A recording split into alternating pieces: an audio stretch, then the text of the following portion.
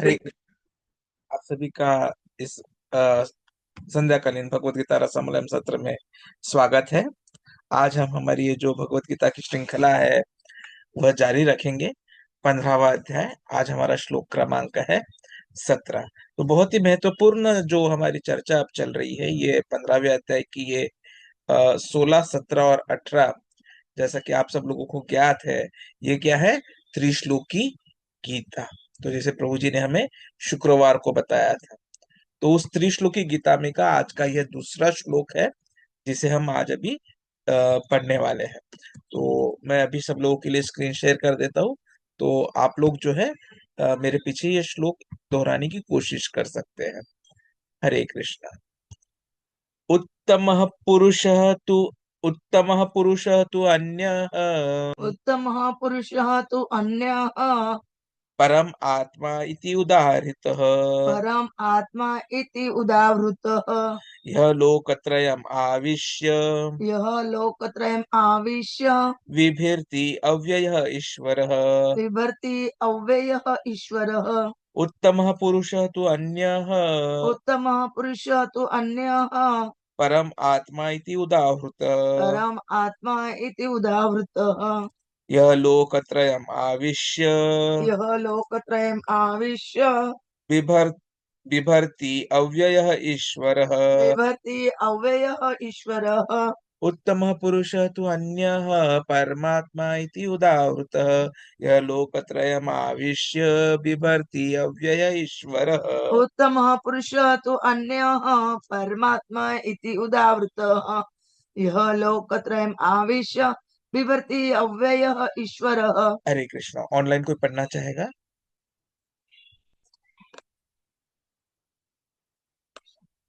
हरे कृष्णा। हरे कृष्ण प्रभु जी, जी दंडवत सर। प्रणाम। उत्तमः पुरुषः तु अन्यः परम आत्मा इति उद्धृता या लोकत्रयम् आविश्य विभर्ति अव्यय ईश्वरः। हरे हरे कृष्णा। कृष्ण बहुत प्रभु। बहुत अच्छे प्रभु, बहुत अच्छे। हरे कृष्णा प्रभु। यस प्रभु जी। उत्तमः पुरुषः तु अन्यः परमात्म परम आत्मा इति उदाहृतः। यः लोकः त्रयम् अव्यस्य बिभर्ति अव्ययः ईश्वरः। हरे कृष्ण। हरे कृष्णा। अनुवाद तथा तात्पर्य अभयचरण नरेंद्र भक्तिवेदांत स्वामी श्री प्रभुपाद जी के द्वारा। इन दोनों के अतिरिक्त एक परम पुरुष परमात्मा है, जो साक्षात अविनाशी है और जो तीनों लोकों में प्रवेश करके उनका पालन कर रहा है। तात्पर्य। इस श्लोक का भाव कठोपनिषद के दूसरे स्कंद के दूसरे अध्याय के 13वें श्लोक तथा श्वेताश्वतर उपनिषद में छठे अध्याय के 13वें श्लोक में अत्यंत सुंदर ढंग से व्यक्त हुआ है। यहाँ यह कहा गया है कि असंख्य जीवों के नियंता, जिनमें से कुछ बद्ध है और कुछ मुक्त है, एक परम पुरुष है जो परमात्मा है। उपनिषद का श्लोक इस प्रकार है। नित्यो नित्यानाम चेतनः चेतनानाम। सारांश यह है कि बद्ध तथा मुक्त दोनों प्रकार के जीवों में से एक परम पुरुष भगवान है, जो उन सब का पालन करता है और उन्हें कर्मों के अनुसार भोग की सुविधा प्रदान करता है। वह भगवान परमात्मा रूप में सबके हृदय में स्थित है। जो बुद्धिमान व्यक्ति उन्हें समझ सकता है, वही पूर्ण शांति लाभ कर सकता है, अन्य कोई नहीं। ओम अज्ञानतिमिरान्धस्य ज्ञानाञ्जनशलाकया चक्षुरुन्मीलितं येन तस्मै श्रीगुरवे नमः। श्रीचैतन्यमनोभीष्टं स्थापितमेन भूतले स्वयं रूप कदा मह्यं ददाति स्वपदान्तिकम्। वन्देऽहं श्रीगुरोः श्रीयुतपदकमलं श्रीगुरून् वैष्णवांश्च श्रीरूपं साग्रजातं सहगण रघुनाथान्वितं तं सजीवं सद्वैतं सवधूतं परिजनसहितं कृष्ण चैतन्य देवं श्री राधा कृष्ण पदान् सहगण ललिता श्री विशाखान्वितांश्च। नमो ओम विष्णुपदाय कृष्ण पृष्ठाय भूतले श्रीमते भक्ति वेदांत स्वामी निति नामिने। नमस्ते सरस्वती देवे गौरवाणी प्रचारिणे निर्विशेष शून्यवादी पाश्चात्य देश तारिणे। वाञ्छाकल्पतरुभ्यश्च कृपा सिन्धुभ्येव च पतितानां पावनेभ्यो वैष्णवेभ्यो नमो नमः। जय श्री कृष्ण चैतन्य प्रभु नित्यानंद श्री अद्वैत गदाधर श्रीवासादि गौर भक्तवृंद। हरे कृष्ण कृष्ण कृष्ण हरे हरे, हरे राम राम राम राम हरे हरे। हरे कृष्ण कृष्ण कृष्ण कृष्ण हरे हरे, हरे राम राम राम राम हरे हरे। हरे कृष्ण कृष्ण कृष्ण कृष्ण हरे हरे, हरे राम राम राम राम हरे हरे। हरे कृष्ण। दंडवत प्रणाम। तो जैसा कि हम सब लोगों को ज्ञात है, ये हम 15वां अध्याय अब शुरू कर चुके हैं और उसमें ये त्रिश्लोकी जो गीता होती है उसका हम अध्ययन कर रहे हैं। अब जैसे हमने चतुश्लोकी गीता भी सुना था, तो वैसे ये त्रिश्लोकी गीता मतलब क्या कि भाई जिसमें गीता का जो महत्वपूर्ण सार है वो एक साथ सम्मिलित, यदि ये 3 श्लोक हम पढ़ ले तो उसका सार हमें प्राप्त हो जाएगा। और यह हमें इस पुरुषोत्तम योग में सुनने को मिल रहा है। तो वैसे देखा जाए तो 15वें अध्याय का यह चौथा विभाग है। प्रभु जी ने जैसे बताया था कि ये कई विभागों में सम्मिलित है 15वां अध्याय। तो यह चौथा विभाग ये त्रिश्लोकी गीता है, जिसमें पूरे वेदों का, वेदांतों का जो सार है वह सम्मिलित होता है। और जब हम ये पूरी तरह से समझ लेंगे तो हमें पता चल जाएगा कि ये वेदों का जो उद्देश्य है वह क्या है, ये वेदांत जो है वो किसके द्वारा आया है। तो भगवान कृष्ण यहाँ पर वेदांत का जो है वो सार बना रहे हैं, जो बता देता है बिना किसी अभी शक के कि भगवान कृष्ण ही परम नियंता है, वही परम पुरुष भगवान है। तो वेदों का ये जो गुणतम ज्ञान है, गुणतम जो समझ है, वो यही है कि कृष्ण ही परमेश्वर है और इसीलिए वे ही हर प्रकार से पूजनीय है।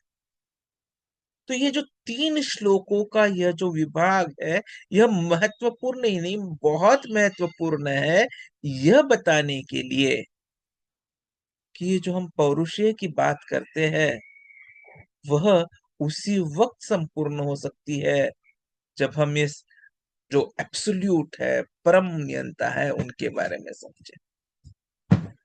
तो पिछले श्लोक में प्रभु जी ने हमें समझाया था 16वें श्लोक के वक्त कि 2 प्रकार के जीव हैं, और क्योंकि कृष्ण वेदों के ज्ञाता है तो वे इन 2 प्रकार के जीवों के बारे में बता रहे हैं कि एक है जो गिर सकते हैं, जिनका पतन हो सकता है, जो पूरी तरह से बद्ध है भौतिक दुनिया, और दूसरे जो अच्युत है, जिनका कभी पतन नहीं होता आध्यात्मिक दुनिया में। और इसीलिए ये जो दोनों भी वर्ग है उनके बारे में वो वहां पर हमें 16वें श्लोक में बताते हैं। और इस 17वें श्लोक में चर्चा जो है वो परमात्मा के बारे में होती है कि कैसे परमात्मा दोनों प्रकार के जीवों के नियंत्रक है, मालिक है। जैसे परमात्मा सबसे महत्वपूर्ण, या फिर कैसे बोल सकते हैं कि हम ग्रेटेस्ट लिविंग पर्सनैलिटी, और परमात्मा ही है जो तीनों दुनिया में आकर उन तीनों दुनिया को जो है उनको संभालता है। तो जब इस श्लोक पर एक बार चैतन्य चरण प्रभु जी चर्चा कर रहे थे तो शुरुआत में ही वो शब्द आते हैं, उत्तम पुरुष तु अन्य, कि वह जो उत्तम पुरुष है मतलब सुप्रीम पर्सन है वो कोई और है। तो यहाँ पर इस बात का महत्व आ जाता है कि अक्षर और क्षर, मतलब जो बद्ध और मुक्त, ऐसे दो की चर्चा हुई थी। लेकिन यहाँ आ गया तू अन्य, कि उत्तम पुरुष तो कोई और है, तो वो क्या है? वह है परम ईश्वर। और वे कोई मुक्त आत्मा नहीं है, वे उसके भी परे है, उसके भी ऊपर है। परमात्मा इति उद्धवृतः, तो उनको क्या बोलते हैं? उनको परमात्मा नाम से जाना जाता है। यह लोकत्रयम आविश्य, कि वे उन तीनों लोकों में प्रवेश करते हैं। आविश्य मतलब प्रवेश कर। विभर्ति अव्यय ईश्वर, और वे उनको संभालते हैं, नियंत्रित करते हैं। तो जो वेदांत का गहरी समझ है, वो समझाने की ओर कृष्ण अब पूरी तरह से जो है परिस्थिति निर्माण कर रहे हैं। यदि हम वेदांत सूत्रों की बात करें, तो वेदांत सूत्र क्या करते हैं? ब्रह्मन के बारे में प्रायः बातें करते रहते हैं। तो कृष्ण भी यहाँ पर तीसरे पुरुष की बात कर रहे हैं कि उत्तम पुरुष है। तो वे उत्तम पुरुष क्या है? उसे परमात्मा बोलते हैं। अब परमात्मा शब्द कृष्ण भगवान ने पहले भी कई बार, यदि हम देखें भगवत गीता, तो बताया है। जैसे 13वें अध्याय के 23वें श्लोक में भी आता है, छठे अध्याय के 7वें श्लोक में भी आता है। लेकिन यहाँ मुद्दा यह है, जो महत्वपूर्ण बनता है, कि कृष्ण बता रहे हैं वेदांत का सार, कि दो पुरुष, लेकिन उन दोनों के परे उत्तम पुरुष, और वो है परमात्मा। और वो ही है जो तीनों लोकों में प्रवेश करता है और तीनों लोकों को संभालता है, मेंटेन करता है। जैसे 15वें अध्याय का जब हम ये अभ्यास कर रहे थे, तो 13वें श्लोक में भी एक बहुत महत्वपूर्ण शब्द आते हैं, गाम आविश्य च भूतानि धारयामि अहम ओजसा, कि मैं उन ग्रहों में प्रवेश करता हूँ और मैं उन ग्रहों को संभालता हूँ। तो अब कृष्ण बता रहे हैं कि परमात्मा उनको तरते हैं। तो यदि हम ये दो और दो चीजें एक साथ जोड़ दे, तो हम बोल सकते हैं कि ये कृष्ण है जो सभी ग्रहों में जाते हैं, और ये कृष्ण ही है जिनके बारे में वेद बात कर रहे हैं। और यही चीज कृष्ण अगले श्लोक में हमें बताएंगे। तो कृष्ण यहाँ पर अपने आप को तृतीय पुरुष इसलिए बता रहे हैं, ताकि अगली बार वे अपने आप को वह प्रथम पुरुष बोल के संबोधित कर सके। इसके पीछे कारण यह है, क्योंकि वे वेदांत के उपलक्ष्य से बात नहीं कर रहे। वेदांत तो क्षर और अक्षरों की बात करते हैं, और यहाँ उत्तम पुरुष और कृष्ण बता रहे हैं कि मैं वह उत्तम पुरुष हूं।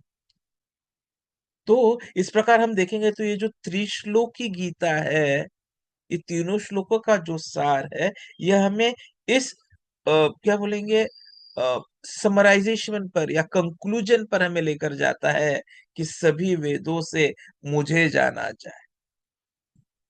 तो ये शुरुआत में ही कृष्ण नहीं बता रहे, यह धीरे धीरे जो सोच है वो बढ़ाएंगे, कि मैं मतलब प्रथम, आप मतलब द्वितीय, और ही मतलब ये वो तृतीय पुरुष हो जाता है। तो कृष्ण उत्तम पुरुष को इसीलिए तृतीय बता रहे हैं, क्योंकि अभी यहाँ पर वे वेदांत के हिसाब से बात कर रहे हैं। श्लोक वे यह बता रहे हैं कि वह पुरुष जो बद्धता और मुक्तता के भी परे है। तो हम देखेंगे तो ये जो 3 श्लोक आते हैं, जिसमें ये वेदांत का सार आ रहा है, वह कृष्ण 3 चीजें कर रहे हैं। पहली, वे यह पूरी तरह से स्थापित कर देते हैं कि जो परम पुरुष है, पुरुषोत्तम है, वह बद्ध और मुक्त जीवों से अलग है। परम पुरुष नित्य जीवों से भी अलग है। दूसरा, वे ये बताते हैं कि यह कोई मुक्त जीव नहीं है जो हर जगह पर उपस्थित है। जो हर जगह पर है, one who is all pervading, is the supreme soul, जो हर जगह पर उपस्थित है, वह परमात्मा है। तो परमात्मा ही है जो सभी सृष्टि में प्रवेश करते हैं और सृष्टि को बनाए रखते हैं।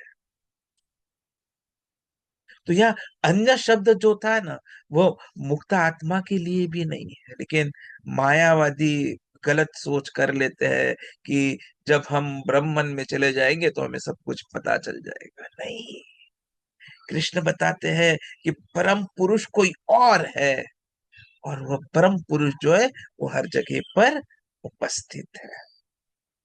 और तीसरी चीज जो इन 3 श्लोकों से कृष्ण का समझा रहे हैं वह यह है कि वे स्वयं, अभी अगले के श्लोक में आएंगे, कि ये जो कुछ भी हर जगह पर उपस्थित है वह स्वयं परम पुरुष मैं।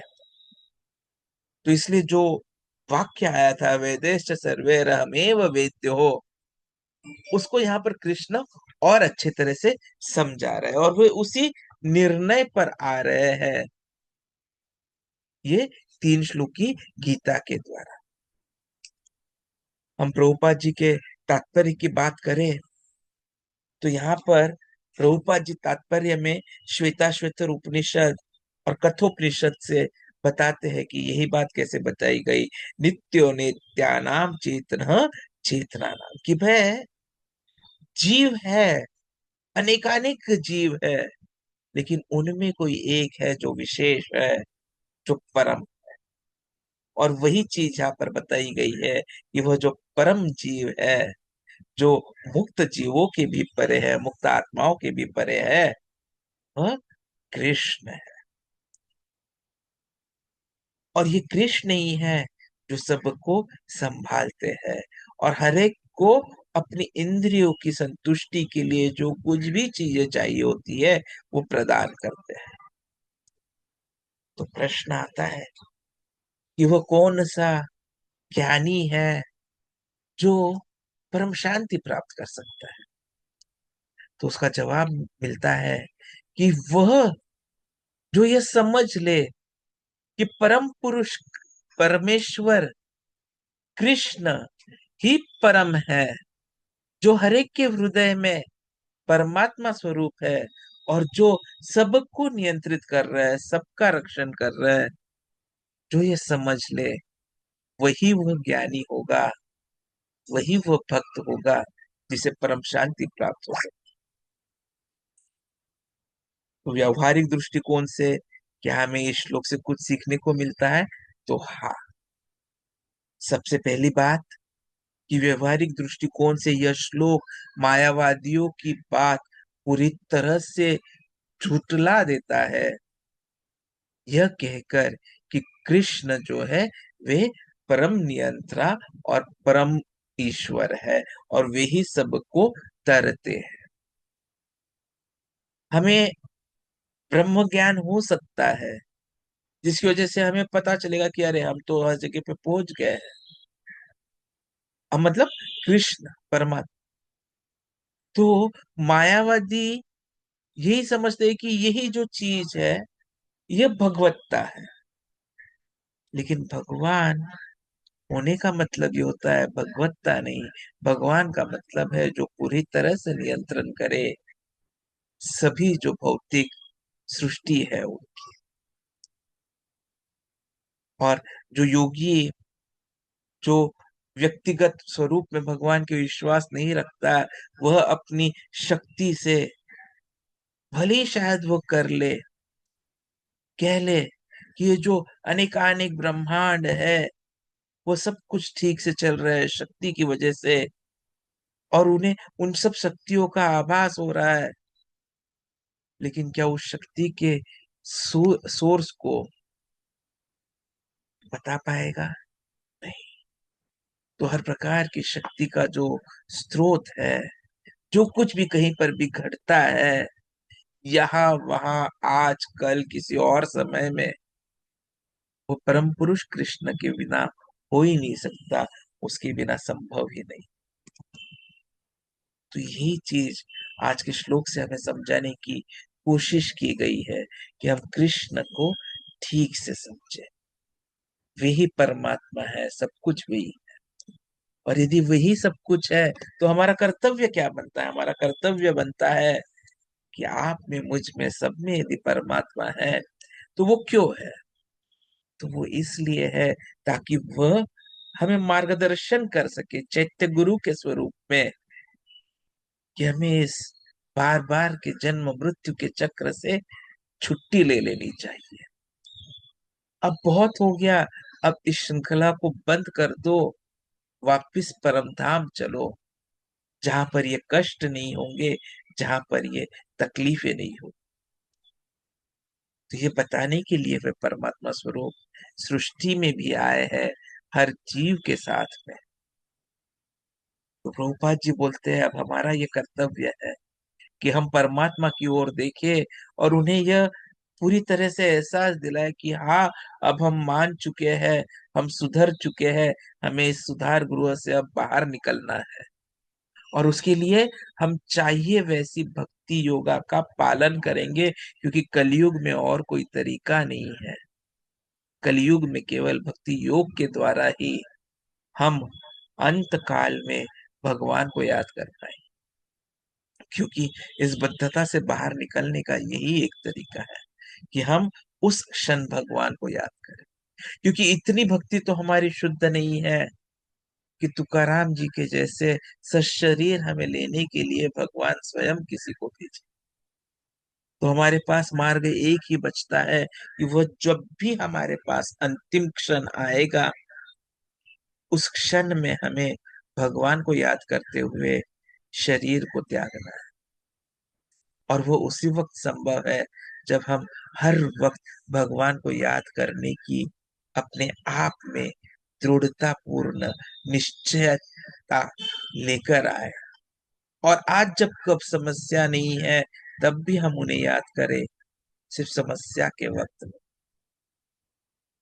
फिर भले ही हम सुन रहे हो, बोल रहे हो, सोच रहे हो, हमारे सामने केवल हमारे परमेश्वर ही होने चाहिए, इष्ट देव ही होने चाहिए, और उन्हें ही हम याद करते रहने चाहिए। जब हम उस अवस्था पर पहुंचेंगे तब इस श्लोक का ये जो सार है कि परमात्मा सब कुछ है, वह हमारे जीवन में उतार पाए।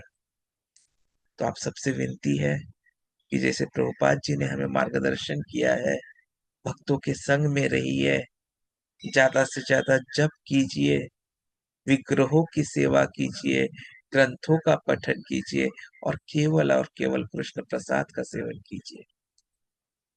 और जब हम ऐसा करेंगे तो भक्तों की कृपा से, गुरु की कृपा से, स्वयं भगवान की कृपा से वो क्षण दूर नहीं है जब हम इस शरीर को छोड़ेंगे और छोड़ते वक्त केवल और केवल हमारे कृष्ण को याद करें। हरे कृष्ण। वांछा कल्पतरुभ्यश्च कृपा सिन्धुभैर्वच पतितानां पावनेभ्यो वैष्णवेभ्यो नमो नमः। चैतन्य महाप्रभु की जय। हरिनाम संकीर्तन की जय। जगत गुरु श्रील प्रभुपाद की जय। संवेद भक्त वृंद की जय। आप में से किसी के कुछ प्रश्न है तो आप पूछ सकते हैं, वरना हम चर्चा को यहाँ विराम देंगे। सुबह भगवत गीता रसमलयम में बहुत ही मधुर चर्चा कृष्ण कुमार प्रभु जी की वाणी से होने वाली है, तब हम मिलेंगे। हरे कृष्ण। हरे कृष्ण प्रभु। दंडवत प्रभु प्रणाम जी, माता जी। प्रभु जी मेरा क्वेश्चन है कि जो लोग तमोगुणी हैं तो वो लोग तो खुद अपने आप तो वो सुधरेंगे नहीं, मतलब वो तो भक्ति में लगेंगे नहीं, तो उनको कैसे मतलब राह दिखानी चाहिए, तो कैसे वो भक्ति मार्ग में आए? कहते हैं ना माता जी, तत्व गुरु पहले भजो। इस पर जब मैंने ऐसे सवाल पूछा था ना एक बार, तो हम्म, मुझे जो हमारे सीनियर थे हॉस्टल में, उन्होंने सीधे बोला था, first you become a devotee then think of others. तो मैंने बोला हाँ नहीं, हमें तो ये आदेश मिला है। चैतन्य महाप्रभु ने बोला, जारे देखा तारे का कृष्ण उपदेश। तो बोले तुझे पास आदेश मिला है तो तेरे पास इस सवाल का जवाब तो है ऑलरेडी, तो मुझे क्यों पूछ रहा है? तो मैंने बोला कैसे? तो बोले उनको कृष्ण उपदेश देना। मैंने बोला कैसे दूं? तो बोले तुझे कैसे मिला था? मैंने बोला मुझे तो आपने हॉस्टल में बुक दिया था। तो बोले तू बुक दे ना फिर। तो मैं, लेकिन वो लेकिन लोग बुक्स मानते कोई नहीं है। पढ़ता नहीं है आजकल, तो ऑनलाइन है सब। तो बोले कोई बात नहीं, व्हाट्सएप फॉरवर्ड कर दे। और कृष्ण प्रसाद देते रहे। तुझे किस बात की कमी है? मंदिर में जाते हो ना? मैंने बोला हाँ जाता हूँ प्रभु जी, हर संडे आता हूँ, आपके पीछे ही बैठता हूँ। तो बोले गुड, तो वहां से प्रसाद कितना लेके आते हो वापिस? मैंने बोला थोड़ा सा लेके आता हूँ प्रभु जी। तो बस वो खुद मत खाया कर, हॉस्टल में सबको दे। मैंने बोला ठीक है प्रभु जी, अब मैं वैसे ही करूंगा। तो वही जवाब मैं आपको देना चाहूंगा माता जी, आपके इस सवाल का, कि पहले अपनी साधना पर हम ध्यान दें, दूसरा सबको ग्रंथ वितरित करें, तीसरा हमारे जो कुछ भी संदेश होते हैं, डेली जो अपडेट्स आते हैं, वो व्हाट्सएप पर सबको फॉरवर्ड करें, हमारे स्टेटस पर रखें। और चौथा, जितना हो सके उतना कृष्ण प्रसाद का वितरण कीजिए। ये प्रसाद में वह शक्ति है। इसीलिए तो देखिए ना कि गुलाब जामुन को इस्कॉन बुलेट्स कहा गया था, कि इस्कॉन बुलेट्स खाकर कैसे सब लोग हैप्पी से हिप्पी से हैप्पी बन गए। प्रसाद में वो शक्ति, बस हम यही कर सकते हैं और कुछ नहीं कर सकते माता जी। और ज्यादा से ज्यादा उनके लिए आप जप कर दीजिए, आपके पास टाइम है जी तो। हाँ, यही सही है ना, जप और प्रसाद। यस, ठीक है माता जी। जैसे मेरे यहाँ पास में रहती एक माता जी, तो उन्होंने वो चेंज हो गई काफी, इस्कॉन टेम्पल भी जाती है मेरे साथ, हरि जपा भी बोल, करती है। हरि बोल। उनको तो प्रसाद आपका वगैरह तो जीवन खिलाती हूँ सफल हो गया फिर, क्योंकि जी। भक्ति सिद्धांत सरस्वती ठाकुर ने बताया था कि यदि मेरे इतने भक्त जो शिष्य है उसमें से एक भी पूरी तरह से भक्ति में आ गया तो मेरा जी। उद्देश्य सफल हो गया। तो आप यदि एक मेरी को भी भक्त बना पाए हैं तो मेरी सिस्टर आपने, भी करने लगी जपा जी। हरि बोल, तो आपका जीवन सफल हो गया माता जी। जी। अभी और लोगों के पीछे लगी है। जी हाँ, अभी और भी एक दो हैं, वो भी तो कह रहे हैं कि अब हम भी करेंगे, हमें पता चलता है आप ऐसा करती हो, बहुत अच्छा हरि लगता बोल, है। हरि बोल। जी। ठीक है माता जी। हरे हरे कृष्णा कृष्णा। तो हम प्रभु। चर्चा को यहीं विराम देते हैं। सुबह मधुर वाणी में हम भागवतम चर्चा सुनेंगे 7:30 बजे, श्रीमान कृष्ण कुमार प्रभु जी के द्वारा। हरे कृष्णा।